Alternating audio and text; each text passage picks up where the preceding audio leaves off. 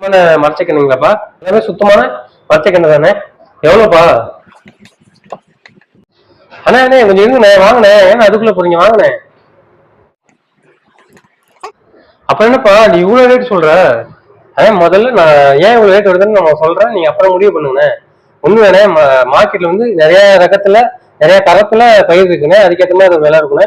நம்ம முதல் தர பயிர் எடுக்கிறோம், அதோட முதல் தரங்க அது விலை அதிகம்.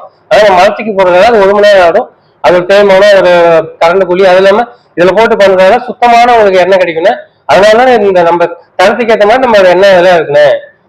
நீங்க தரத்தை ரெண்டுத்தையுமே கம்பேர் பண்ணி பார்த்துட்டு முடிவு பண்ணுங்கண்ணே.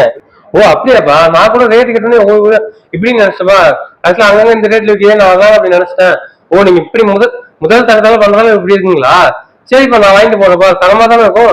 சரி கொடுப்பா, நான் வாங்கிட்டு போறேன்ப்பா.